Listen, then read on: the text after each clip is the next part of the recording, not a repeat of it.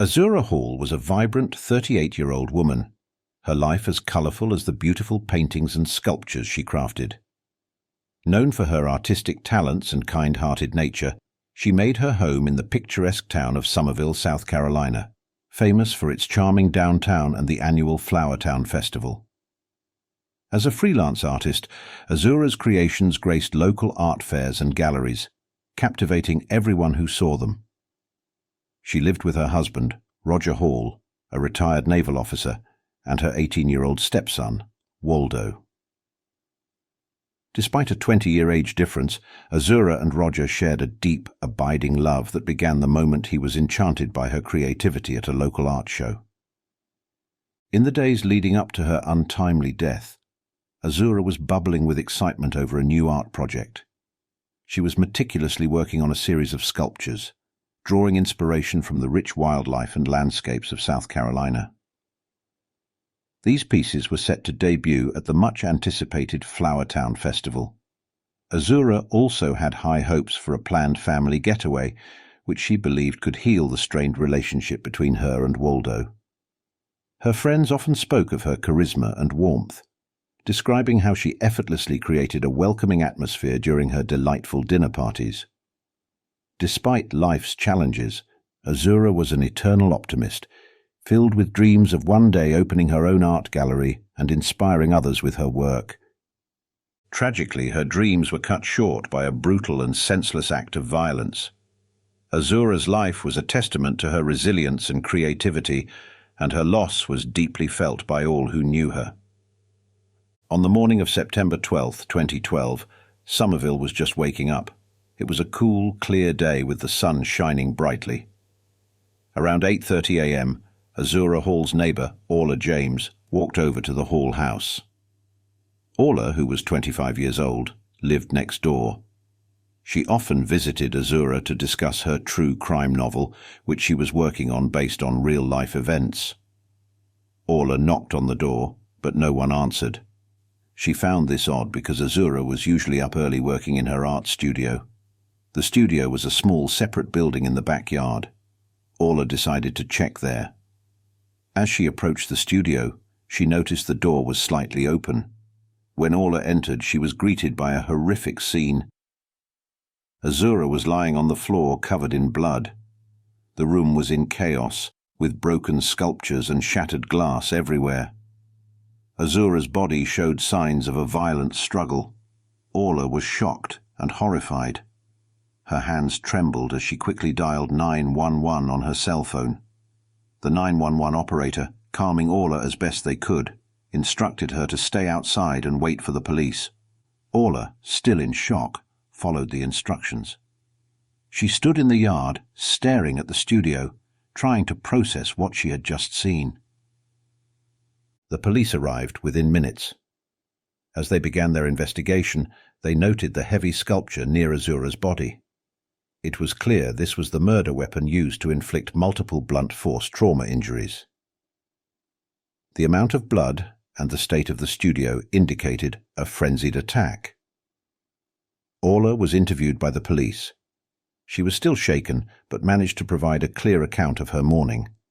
She described her relationship with Azura and her reasons for visiting her. Detailed observations helped the investigators piece together the timeline of events leading up to the discovery of Azura's body. The discovery of Azura Hall's body marked the beginning of a complex and emotional investigation. Her friends and neighbours were left in shock, struggling to understand how such a brutal crime could happen in their peaceful community. When the police arrived at the Hall house on the morning of September 12, 2012, they knew they had a serious crime on their hands. It was a sunny day in Summerville, and the peaceful neighborhood was quickly disturbed by the flashing lights and sirens of police cars. Detective Kane Lawrence, a seasoned investigator known for his thoroughness, led the team. With him was Officer Gina Payne, who was respected for her calm and methodical approach. They had both seen many crime scenes, but the brutality of this one stood out. The art studio where Azura's body was found was a small building in the backyard. As they entered, the detectives were met with a gruesome sight. Blood was splattered on the walls, and the floor was covered with broken sculptures and shattered glass. The room looked like a scene from a horror movie, a far cry from the creative space it usually was. Azura's body lay on the floor, showing signs of a violent struggle. It was clear that she had been beaten to death with a heavy sculpture found nearby. The sculpture was stained with blood, indicating it was the murder weapon. Azura had multiple blunt force trauma injuries, suggesting a frenzied and brutal attack. The police immediately began their investigation. They cordoned off the area to preserve evidence. Detective Lawrence and Officer Payne carefully examined the crime scene, looking for any clues. They used advanced forensic techniques, including fingerprint dusting and blood pattern analysis, to piece together what had happened. The detectives worked quickly but meticulously. They collected samples of blood and hair for DNA analysis and took photographs of the scene from every angle. They also found a few items that seemed out of place, like a torn piece of cloth and a broken piece of jewelry, which they bagged as evidence. Outside, neighbors gathered, watching with a mix of fear and curiosity. The police asked anyone who had seen or heard anything unusual to come forward. They also conducted door-to-door interviews to gather more information about the hours leading up to the discovery of Azura's body. As the day went on, the police presence grew.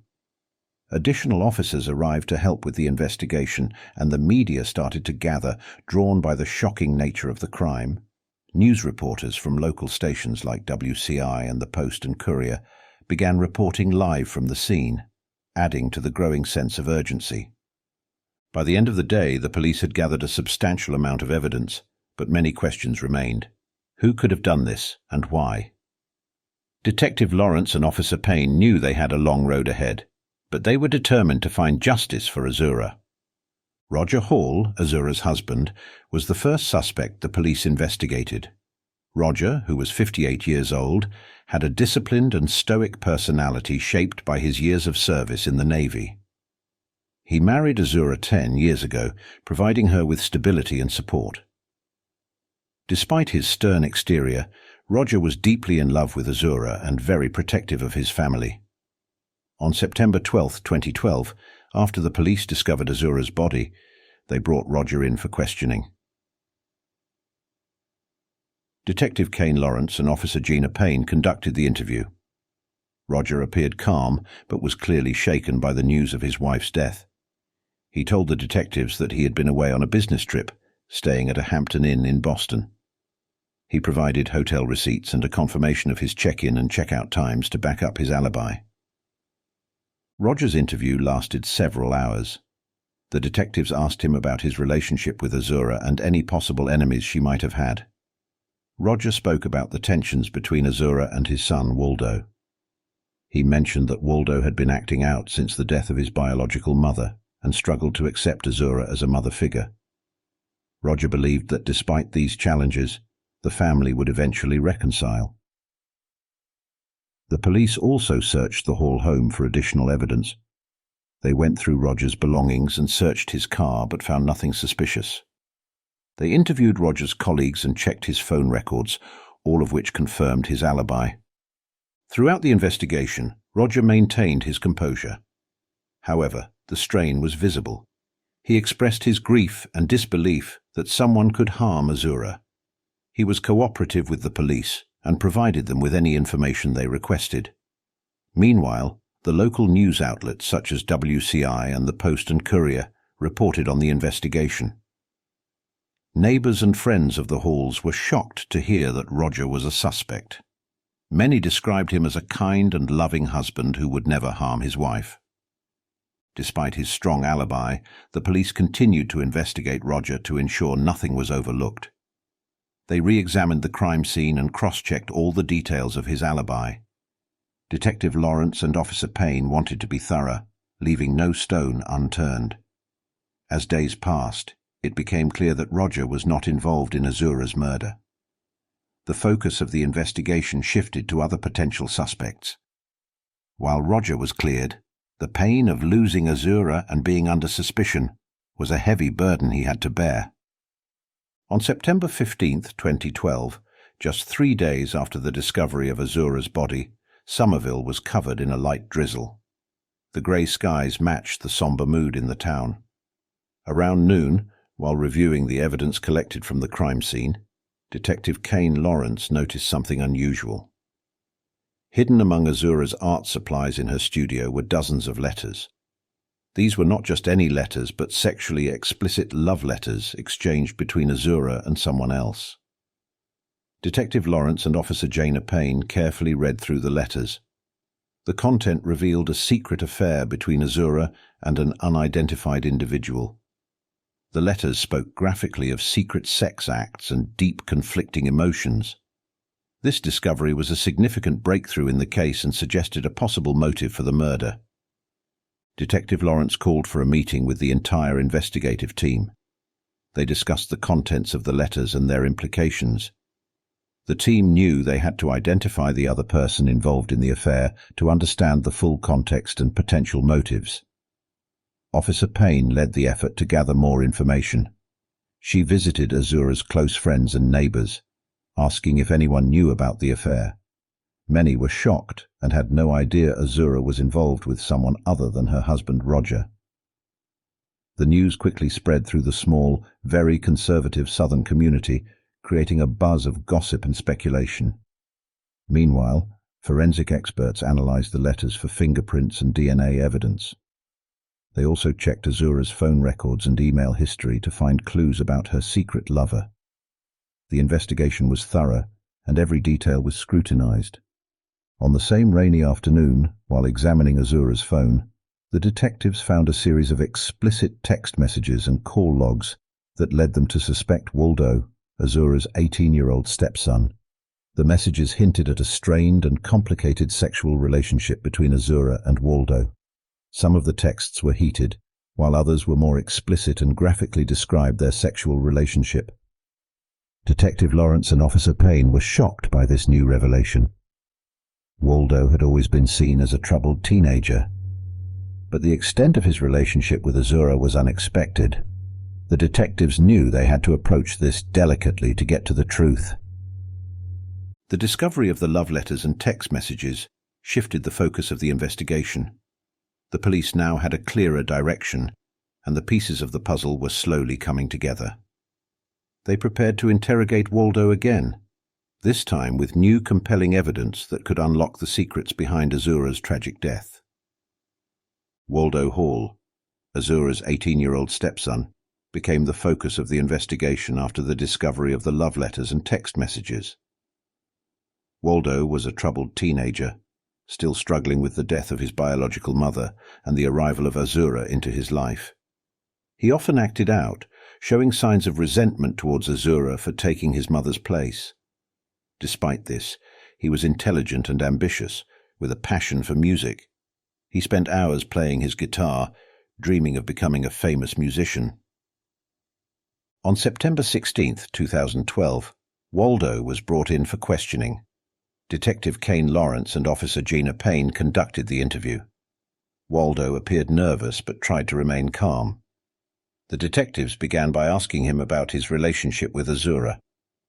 Waldo admitted that their relationship was strained, but denied any involvement in her murder. When the detectives presented the love letters, Waldo's demeanor changed. He became visibly upset and defensive. He confessed to the affair, explaining that they started having sex about a year ago. Waldo said he became obsessed with Azura, believing that they could be together if his father, Roger, were out of the picture. However, Azura tried to end the affair and focus on her marriage, which frustrated Waldo. The detectives pressed Waldo for more details. They asked him about the night of Azura's murder. Waldo claimed he was at a friend's house watching movies. The police checked his alibi, but it was weak and lacked concrete evidence. His friend Jake said Waldo was with him, but couldn't remember specific details or times. Waldo's reaction to the interrogation was a mix of anger and fear. He was defensive and argumentative, denying any involvement in the murder while expressing his frustration over Azura ending the affair. The detectives noted his conflicting emotions, which seemed to oscillate between sadness and anger. While Waldo was a prime suspect, The police needed more evidence to link him directly to the crime. They continued to analyze the physical evidence from the crime scene and cross-referenced it with Waldo's statements. The detectives also reviewed security camera footage from the neighborhood, hoping to find any inconsistencies in Waldo's alibi. The investigation into Waldo was intense and thorough. Detective Lawrence and Officer Payne were determined to uncover the truth. They knew Waldo had a motive, but they needed solid evidence to prove his involvement. The love letters and text messages were crucial, but they had to build a strong case. The investigation was far from over, and the detectives continued to piece together the puzzle. Waldo remained a key figure in the case, and the police were determined to find justice for Azura. Orla Jasmez, the Hall's 25-year-old neighbor, became another person of interest in the investigation. Orla lived next door and frequently visited the Hall house. She had a keen interest in true crime stories and was working on a novel based on real-life events. Orla was known for her observant nature and was often seen taking notes and photos around the neighborhood. On September 17, 2012, the police brought Orla in for questioning. Detective Kane Lawrence and Officer Gina Payne conducted the interview. Orla appeared calm and cooperative. She explained that she had a passion for writing and was fascinated by true crime. She often visited Azura to discuss her novel and get feedback on her writing. The detectives asked Orla about the morning she discovered Azura's body. Orla recounted the events in detail, describing how she found the studio door slightly open and discovered Azura lying on the floor. She spoke about her shock and horror and how she immediately called 911. The detectives noted that Orla's account was consistent with the initial report. As the questioning continued, the detectives pried deeper into Orla's relationship with the Halls. Orla admitted that she often observed the family dynamics, noting the tension between Azura and Waldo. She also mentioned that she had seen Waldo acting suspiciously on several occasions, but didn't think much of it at the time. The detectives asked Orla about her interest in true crime and whether it influenced her actions. Orla explained that her interest was purely academic and creative. She was writing a novel and used her observations to create realistic characters and scenarios. She denied any involvement in Azura's murder and insisted that she was just a concerned neighbor. Orla's calm and cooperative demeanor made it difficult for the detectives to determine if she was hiding anything. They decided to search her house for any evidence that might link her to the crime. They found several notebooks filled with detailed observations about the neighborhood and the Halls, but nothing directly incriminating. Despite her cooperation, Orla remained a person of interest. The detectives continued to monitor her closely, looking for any inconsistencies in her story. They also reviewed the security footage from the neighborhood, hoping to find any evidence that could either implicate or clear her. As the investigation into Orla continued, the detectives faced the challenge of distinguishing between her genuine interest in true crime and any potential involvement in Azura's death. The complexity of the case deepened, but the police remained committed to finding the truth and bringing justice for Azura. On September 20, 2012, the investigation took a significant turn. Detective Kane Lawrence and Officer Gina Payne had gathered enough evidence to identify the murderer. The evidence pointed to Waldo Hall, Azura's 18-year-old stepson. Waldo's conflicting emotions and erratic behavior had raised suspicions from the start, but it was the discovery of his fingerprints on the murder weapon that sealed his fate. Waldo was known to be a troubled teenager. He struggled with the recent death of his biological mother and resented Azura for taking her place. Despite his intelligence and passion for music, Waldo's feelings for Azura had evolved into a dangerous mix of hatred and desire. When Azura confronted him about his failing grades and her decision to end their secret affair, Waldo snapped. In a fit of rage and obsession, he attacked her with a heavy sculpture from her studio. The detectives had pieced together the events of that fateful day. Waldo had been at the house, waiting for the right moment. When Azura entered the studio, he followed her. The confrontation escalated quickly, and in his fury, Waldo grabbed the sculpture and struck Azura multiple times, leading to her death. With the evidence in hand, the police prepared to arrest Waldo. On the evening of September 20th, they arrived at the Hall home. Waldo was in his room, listening to music on his iPod, when the officers entered. Waldo seemed surprised, but didn't resist arrest. He was handcuffed and taken to the police station for processing. Roger Hall, Waldo's father, was devastated by the news. He couldn't believe that his son was capable of such a brutal act. The family was torn apart by the revelation, and the community was equally shocked. Neighbors and friends who had known Waldo as a quiet, troubled teen now saw him in a completely different light. The police detailed the evidence during a press conference, explaining how Waldo's obsession with Azura and his inability to control his emotions led to the murder. The discovery of the sexually explicit letters and Waldo's fingerprints on the murder weapon were critical pieces of the puzzle that helped solve the case. As Waldo was taken away, his reaction was a mix of anger and resignation. He knew the evidence against him was overwhelming, and there was no escape from the consequences of his actions. Azura's friends and family were relieved that the murderer had been caught, but the pain of losing Azura remained. The arrest of Waldo Hall brought some closure to the case, but the journey to justice was far from over. The next step was the trial, where the full extent of Waldo's actions and motives would be revealed. The trial of Waldo Hall began on November 5, 2012 in Summerville, South Carolina. The courtroom was filled with reporters, friends and family members, all eager to hear the details of the case. The prosecution was led by Assistant District Attorney Jason Marshall, a seasoned lawyer known for his tenacity and thoroughness. He was 45 years old, with a stern demeanor that commanded respect. Marshall argued that Waldo's obsession with Azura, coupled with his anger over her ending their affair, led him to commit the brutal murder. He presented the love letters, text messages, and the forensic evidence linking Waldo to the crime. The prosecution's case was solid, painting a clear picture of Waldo's motive and actions. The defense was handled by Public Defender Hebe Griffiths, a compassionate and determined attorney who had been practicing law for over 20 years. She was 42 years old and known for her dedication to her clients. Griffiths argued that Waldo was a troubled teenager who had been deeply affected by his mother's death and was struggling with mental health issues. She claimed that Waldo's actions were not premeditated, but a result of emotional turmoil and confusion. Throughout the trial, the emotional toll on Azura's family was evident. Her husband, Roger Hall, sat in the front row, his face etched with grief and disbelief. Friends and family members wept quietly as they listened to the details of Azura's tragic death. After several weeks of testimony and evidence, the jury deliberated for 2 days. On December 3, 2012, they returned with a verdict. Waldo Hall was found guilty of second-degree murder. The courtroom was silent as the judge read the verdict. Waldo showed little emotion, his face blank as he listened to his fate.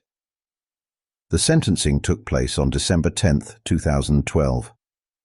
Waldo was sentenced to 25 years in prison without the possibility of parole.